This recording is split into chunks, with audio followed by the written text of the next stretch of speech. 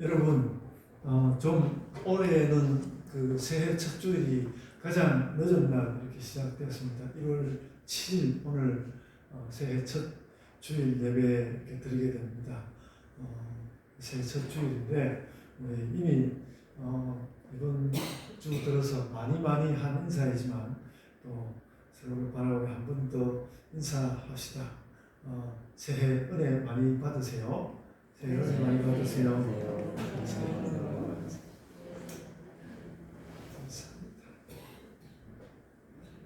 지난 주간이 이제 시작되면서 올해가 시작되면서 오늘 예배 시간에 삶이 삶을 살립니다. 그런 말을 하고 싶었습니다.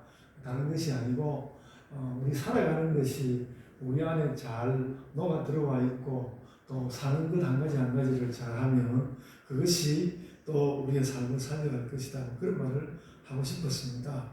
그래서 우리 생활을 한 가지 한 가지 잘 하려고 했는데요. 근데 실은 그런 이제 수많은 노력에도 불구하고 삶이 삶을 살려내는 그런 자리에 좀 잘 도달하지를 못하는 것 같은 그런 모습이 저 자신에게 이렇게 느껴지고 그랬습니다. 그래서 다시 이제 삶이 삶을 살립니다. 이런 말씀을 좀 지나서 그래도 예수님께 의지하는 마음으로 복음에 관심을 기울이게 되었습니다. 그래서 복음의 모든 것을 다 이제 긁고 갈 그런 마음으로 마지막 삶의 길 복음 이렇게 이제 설교 제목을 붙였는데 꽤 좋게 보일 수도 있는 그런 제목입니다만 그렇습니다. 복음이 우리 삶의 궁극적인 길이라는 것은 맞는 말이긴 한데 이렇게 마지막 삶의 길 복음 이렇게 설교 제목을 붙이고 보니까 이 말 자체가 가진 그 무게를 제가 감당하기가 참 어려워서 성경은 분명히 그런 뜻을 담고 있는데 오늘 마가복음 말씀을 볼 때 그런 뜻을 분명히 담고 있는데 이렇게 말씀하고 있는데도 제가 설교를 제대로 설교를 또 한번 준비했다가 또 다시 좀 준비해보고 그런데 설교를 참 잘 준비하기가 어려웠습니다. 그래서 이제 계속 어려워하다가 이제 오늘 새벽에 일찍이 일어나서 교회에 와가지고 기도도 하고 뭔가 말씀을 마무리할 수 있는 뜻을 찾기를 굉장히 원했는데 여전히 그렇게 잘 찾지는 못하였습니다. 그래서 이제 느닷없이 이제 교회 청소를 시작했습니다. 여러분 오늘 보시면 교회가 좀 깨끗해 보일 텐데 제가 새벽에 와가지고 교회 청소를 했습니다. 청소기를 돌리고 걸레질도 하고 그랬습니다. 그리고 나서 다시 이제 설교 준비를 이렇게 시작을 했는데 여전히 복음은 우리가 취할 수 있는 삶의 궁극적인 자리 마지막 길이 맞는데 내가 그 마지막 삶의 길이라는 그 말씀을 감당하기 어렵다는 사실 그것 때문에 꼼짝 못하는 것 같은 그런 느낌이 있었습니다. 여러분들은 또 이런 말씀들을 어떻게 느끼시는지 모르겠는데 그랬습니다. 그래서 결국 이제 그걸 어떻게 묵상하는 가운데 뛰어넘고 그렇게 할 여유를 얻지 못하고 그냥 그 느낌 그대로 말씀을 하려고 작정을 하였습니다. 예수 그리스도의 복음은 이미 삶의 마지막 길을 이렇게 제시하였으나 우리는 여전히 그 복음을 그러니까 그 마지막 길이라고 생각되는 것을 온전히 받아들이는 데 있어서 굉장히 머뭇거리고 있는 것을 느낍니다. 그래서 우리는 오늘 주님 말씀을 통하여서 오늘 이 마가복음 1장 말씀을 통하여서 또 제가 해설하는 얼마간의 말씀을 통하여서 우리의 그런 어정쩡한 모습이 좀 치유되기를 바라면서 말씀 앞에 나서게 됩니다. 마가복음 1장에는 지금 삶의 마지막 길이 우리에게 주어졌다는 것을 사실 가슴 벅차게 말하고자 하는 느낌이 역력합니다. 마가복음 이 1장은 전체가 다 그렇지만 그 중에 제 눈에 이제 두드러진 몇 구절에 대해서 좀 말씀을 하면서 그런 말씀을 해보려고 하는데, 그렇게 말씀을 살피면서 복음이 삶의 마지막 길이라는 것을 단지 이제 제 입을 통해서가 아니라 여러분이 성령님의 인도하심을 따라서 깨닫게 되기를 소원합니다. 우선 우리는 이런 것을 알아야 되겠다, 그런 생각을 합니다. 성경은 우리에게 어떤 죽음에 관한 것이 아니라 사는 이야기를 하려고 한다는 것입니다. 당연하게 들리는 말씀이지만 요한복음 3장 17절을 보면 제가 하려는 말의 뜻을 더 강하게 느낄 수 있을 것입니다. 요한복음 3장 17절에 하나님이 그 아들을 세상에 보내신 것은 세상을 심판하려 하심이 아니요 그로 말미암아 세상이 구원을 받게 하려 하심이라. 그래서 주께서 오신 것은 죽고 심판받는 이야기가 아니라 살고 구원받는 이야기입니다. 성경은 죽지 않고 이렇게 성경은 죽지 않고 사는 이야기, 죽지 않고 사는 이야기, 이것을 복음이라고 부르는 것이죠. 우리가 복음을 여러 가지 방법으로 이제 정의도 해보고 그러겠지만은 오늘 제가 여러분 앞에서 드리고 싶은 말씀은 그것입니다. 성경은 죽지 않고 사는 이야기를 하는데 그것이 바로 복음이라는 것이죠. 그래서 오늘 그런 말씀을 찾아보자. 우리가 이런 사실을 좀 더 가득히 짚어보지는 않았던 것 같아. 복음이 우리에게 그 살리는 말씀이라는 것을 깊이 짚어보지는 않았던 것 같다, 그런 생각입니다. 그래서 저도 여전히 정리 중이고 오늘 그런 정리 가운데 한 부분에 나아가려고 합니다. 그래서 그 정리 안 된 그 모습 그대로 복음에 들어서기 위해서 과거와 현재의 내 모습을 돌아보는 것이 필요한데, 과거와 현재의 내 모습을 돌아보게 되는데 그렇게 과거와 현재의 내 모습을 돌아보는 그것은 또한 우리가 회개라고 할 수 있을 것입니다. 오늘 마가복음 1장 15절에서 그 말씀을 하고 있죠. 회개하고 복음을 믿으라, 이렇게 말씀하고 있는데 회개는 그렇고 복음은 그렇습니다. 제가 말씀을 준비하면서 알게 된 것인데 저는 이 말씀에 부딪히면서 회개에 닿게 되는 것 같습니다. 복음은 삶의 마지막 길인데 그 말을 할 수 없는 제 자신을, 그 말씀을 힘차게 할 수 없는 제 자신을 보면서 회개의 마음이 일어나는 것을 느꼈습니다. 제가 그럴 만한 정당성 같은 것은 하나도 없지만 그래도 성경 말씀은 하나의 정리가 되는 것 같았습니다. 회개는 죽음에서 삶으로 나가기 위해서 나를 돌아보는 것이고, 죽음에서 삶으로 나가기 위해서 나를 돌아보는 것이고, 복음은 그렇게 함으로써 얻게 되는 마지막이자 새로운 삶의 길이다, 이렇게 생각이 됩니다. 복음서는 또 바로 그런 이야기를 하는 책입니다.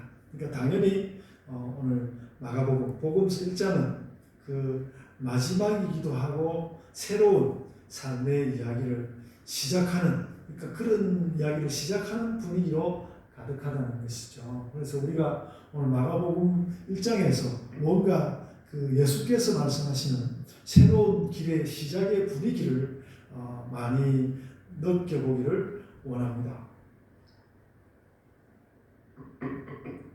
이 복음서 기자는 새로운 삶의 길이 왔다는 것을 사실 가슴 벅차게 느끼고 있는 것 같습니다. 이 마가복음을 적은 그 성경 저자는 그랬던 것 같습니다.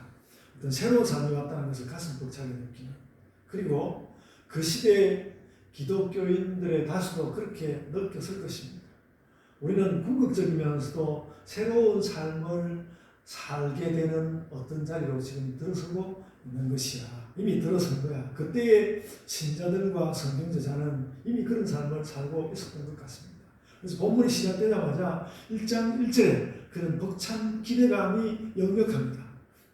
오늘 그 마가복음 1장 들어서자마자 하나님의 아들 예수 그리스도의 복음의 시작이라, 이렇게 이야기하였습니다. 그래서 이게 마가복음 시작되려고 하니까 표제절이 이렇게 나오는구만, 이렇게 보기보다도 이 말씀을 우리가 좀 가슴 벅차게 오늘 받아들였으면 좋겠다. 제가 이 아침에 여러분께 그 말씀을 드리고 싶습니다.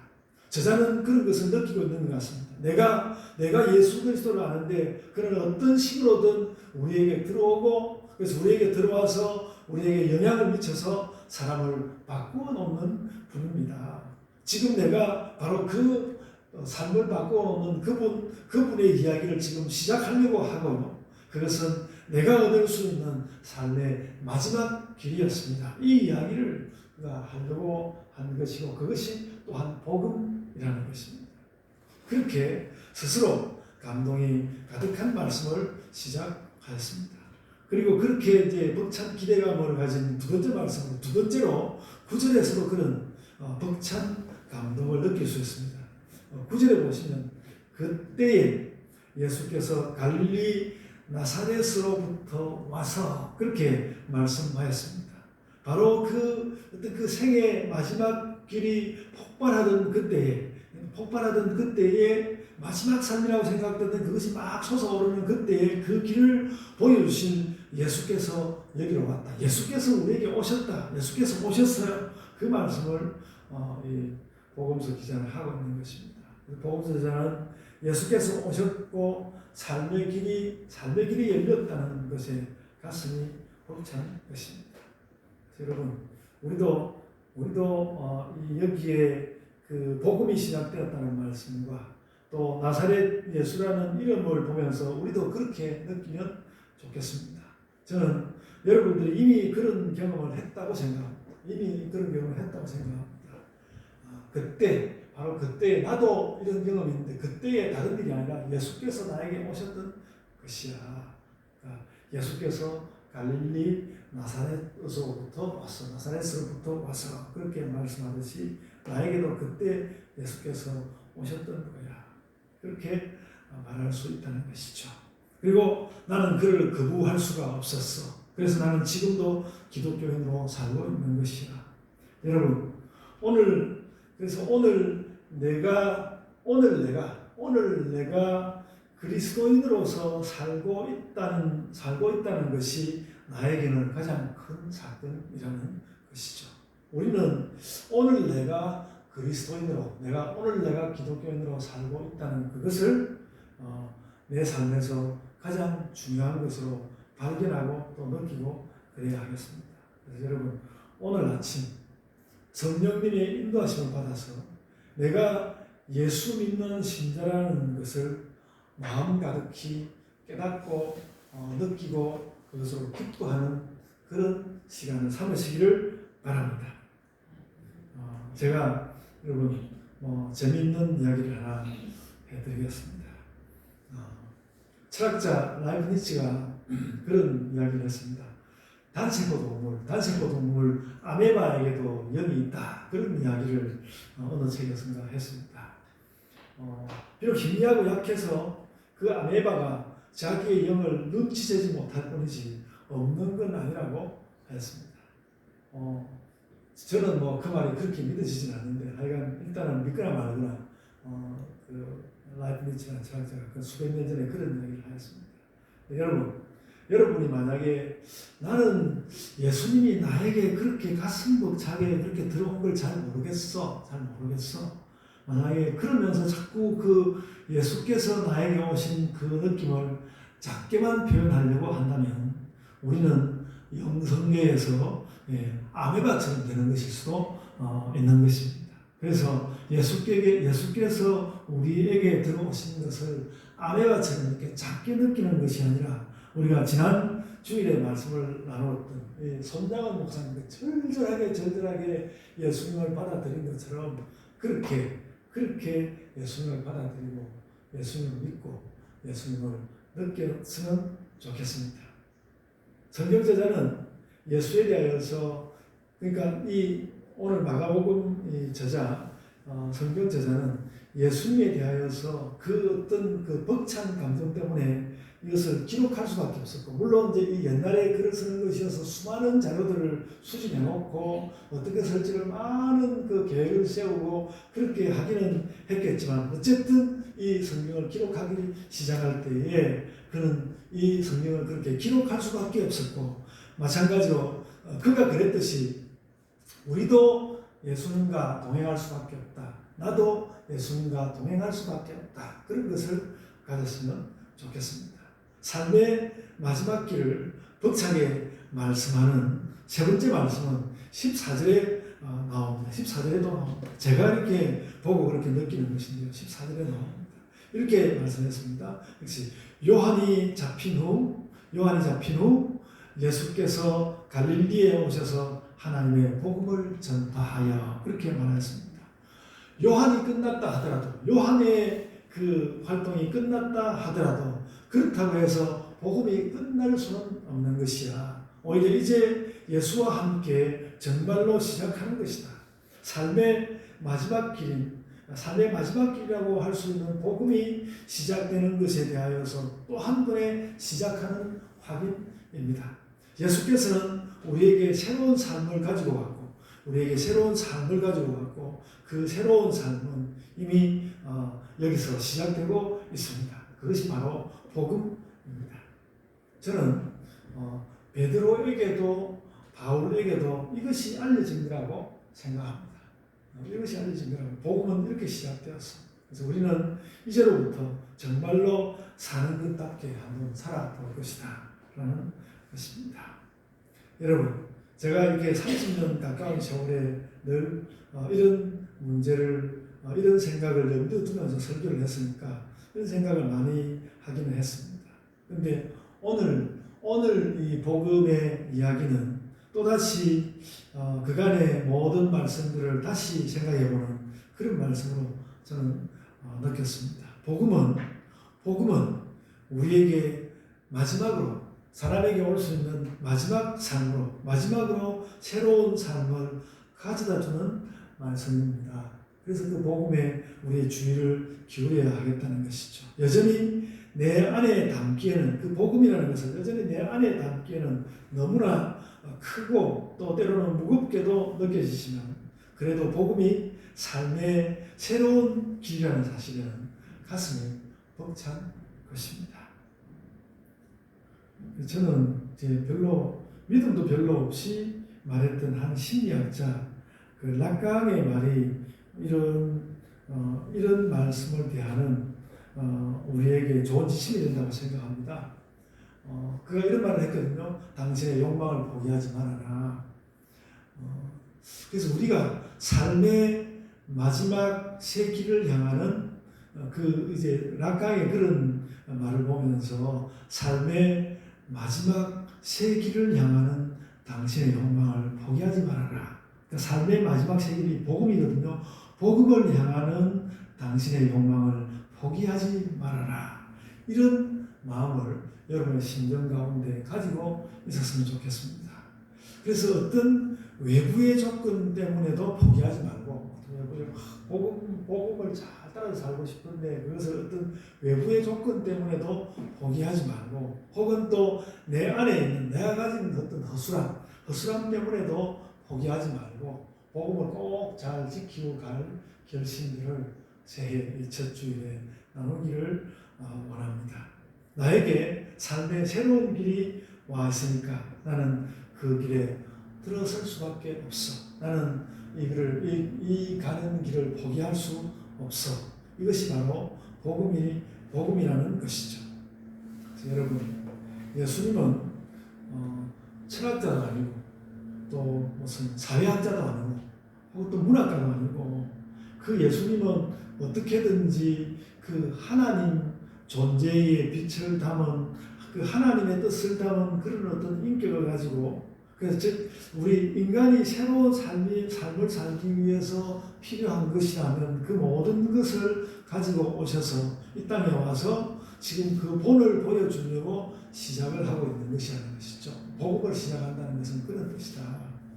우리는 그래서 그 예수님을 닮으려고 할 수밖에 없다는 것이죠.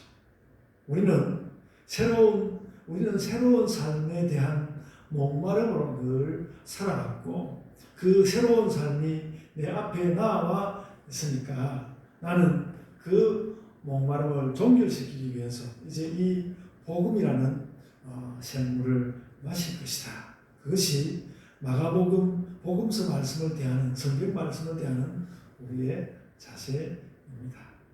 그래서 이런 모든 분위기를 담아서 하는 이 복음의 선언의 말씀이 바로 오늘 본문 15절 말씀이고요. 그것이 바로 복음의 선언입니다. 오늘 15절 말씀을 이렇게 말씀했습니다. 때가 찼고 하나님 나라가 가까이 왔으니 회개하고 복음을 믿으라. 그렇게 선언하였습니다. 때가 찼고 하나님의 나라가 가까웠으니 회개하고 복음을 믿으라. 예수께서 하나님께로부터 가져온 그 모든 것으로 우리에게 보여주면서 삶의 새로운 길을 시작하게 하려고 하시는 그것을 우리에게 받으라고 말씀하고 있는 것입니다. 때가 이미 되었고 하나님 나라도 우리에게 와 있으니까 이제 회개와 복음이라는 우리 마지막 삶의 방법으로 나가자는 것입니다. 회개하고 복음으로 나아가자는 것입니다. 여러분, 우리가 이제까지도 그렇게 살아갔고요. 2024년에도 더욱더 그렇게 살고 싶어 하는 것입니다. 여러분, 오늘 본문에서 또 어떤 특별한 것을 하나 더 찾아야 하는데요. 이것이 엄청난 일이기 때문에 예수님도 대단한 준비를 하고 있는 것입니다. 예수께서도 이 복음의 이야기를 꺼내면서 예수님 하나님 아들이니까 당연히 그런 말씀하시겠지 그런 것이 아니라 예수께서도 이 복음이 엄청난 일이기 때문에 예수님도 대단한 준비를 하고 있습니다. 그래서 예수께서 이런 복음의 선언을 하시기 전에 준비를 하셨습니다. 예수께서 오늘 본문 보시는 대로 그대로 세례도 받으셨고 또 성령님 인도 가운데서 40일간의 금식 기도를 하셨습니다. 우리에게 삶의 마지막 길인 복음을 주시기 위하여 예수께서도 엄청난 준비를 하셨던 것입니다. 제가 오늘 이 말씀을 하면서 나도 40일 금식 기도를 해야 되는 거 아닌가? 그런 생각을 하였습니다. 예수께서 우리에게 삶의 길을 주시기 위하여서 준비를 하실 때 40일 금식을 하셨는데 나도 그래야 하는 거 아닌가? 지금 이런 이야기는 제가 올해 그걸 시작하겠다 그런 이야기 아니고 제가 전혀 자신이 없는데 그런데 그래야 하는 거 아닌가라는 생각을 처음으로 해봤습니다. 제가 40일 금식 기도한 분들을 이분은 좀 알고는 있는데 참 대단하시다 그렇게 생각을 하지만 제가 나도 한번 해볼 수 있다는 생각을 한 번도 해본 적이 없고 지금도 할 수 있다는 생각을 하지 않는데 오늘 이 말씀을 준비하면서 이거 해야 되는 거 아닐까? 그런 생각이 들어와서 굉장히 고민이 되는 중에 있습니다. 그렇습니다. 그래서 저는 이제 예수님은 복음을 준비하기 위해서 금식 기도를 하셨는데 저는 이제 40일 금식 기도를 하기 위해서 준비를 잘 해가지고 어떤 준비가 된다면 그러니까 그런 면에서 체력을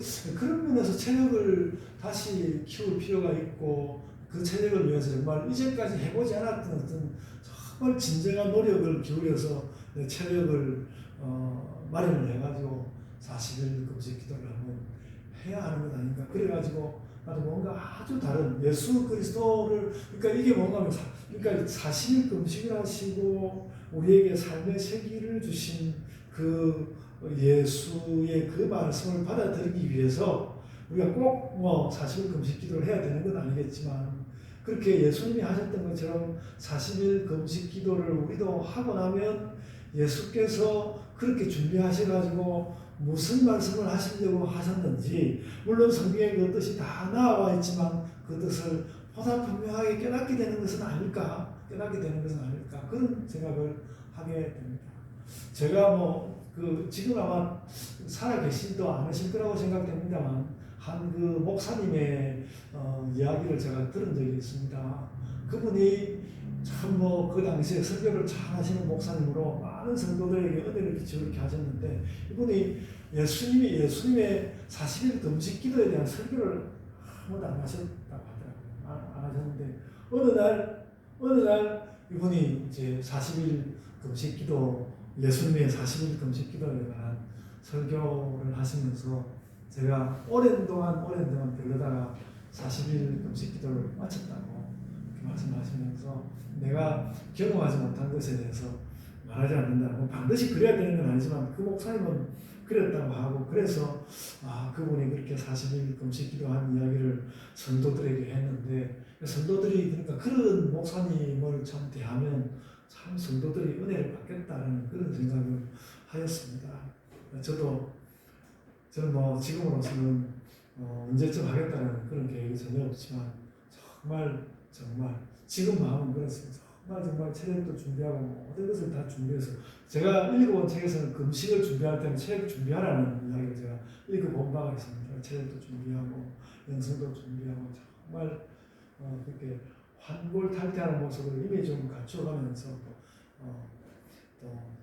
꼭 40일이 아니더라도 예수님의 이 복음을 그러니까 예수께서 복음을 시작하시는데 그 심정에 대하여서 조그만 자락이라도 다가볼 수 있도록 그런 준비를 해야 하는 것도 아닌가 그런 생각을 오늘 이렇게 가지게 됩니다. 여러분 그런 생각을 하고 하지도 않은 40일 금식 기도 가지고 이렇게 제가 설교 말씀 시간 보내고 있어서 사실 안 되는 것 같고 여러분 올해에 그 사순절이 우리에게 다가오고 있습니다. 그 부활절을 앞두고 46일간의 날들인데 그 날들 가운데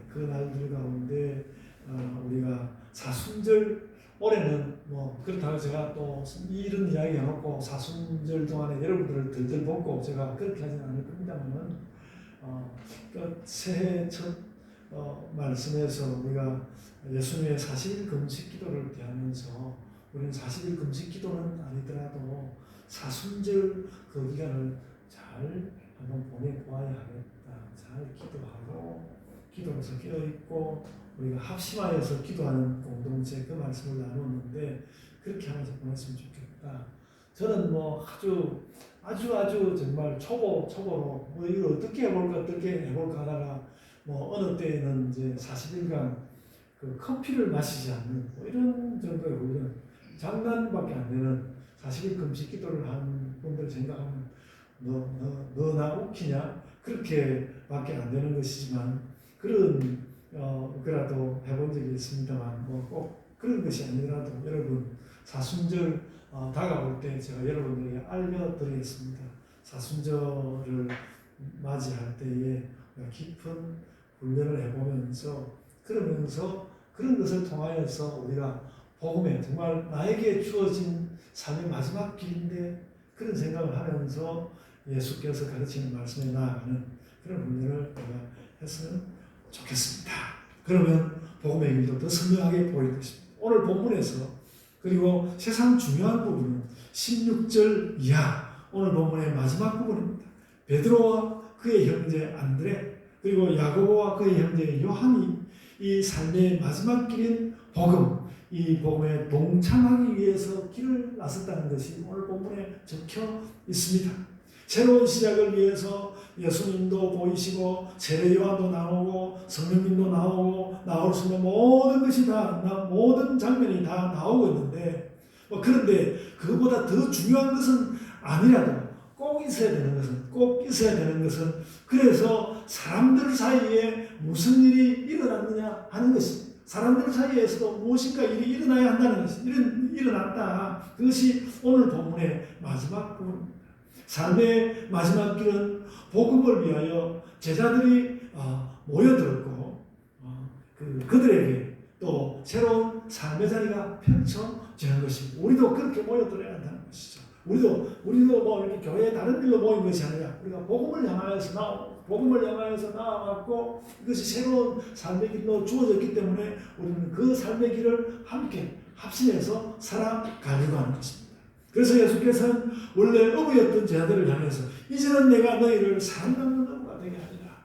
엄청난 말씀을 주신 것입니다. 우리가 이 말씀을 늘 보고 늘 되뇌이고 그러니까 그냥 대단치 않게 들릴 수 있는 것이지만 참 어부였던 그 사람들에게 이제는 내가 너희를 사람을 낳는 어부가 되게 하리라. 그렇게 시작의 말씀을 예수께서 주셨고 그래서 그들은 오늘 본문의 마지막 절을 보면 그들의 아버지 세배들을 버려두고 그렇게 말씀했습니다. 아버지를 버렸다는 말이죠. 그냥 아버지를 떠나서 그렇게 말할 수도 있을 것 같은데 아버지를 버려두고 예수님을 따라갔다 그렇게 적고 있습니다. 여러분, 우리가 사는 것은 언제나 복잡하고 우리도 또 그래서 복잡한 세상을 살고 있습니다. 이제 우리는 배와 아버지와 어떤 작업 도구를 다 버려두고 예수님을 따라갔다는 것이 그게 무슨 뜻인지 오늘 우리 삶에서 그것이 무엇을 뜻하는지 그것을 묵상해야 할 것입니다. 여기에 대해서 제가 오늘 미리 묵상한 것이 없고 그래서 여러분에게 질문으로 남겨드리고 싶습니다.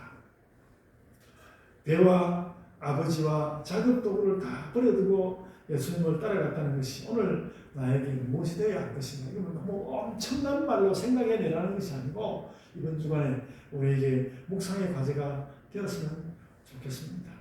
나에게도 삶의 마지막 길인 이 복음의 삶을 위해서 나는 어떻게 할까? 나는 어떻게 할까? 여기에 대해서 우리 스스로도 다 답해 보았으면 좋겠습니다.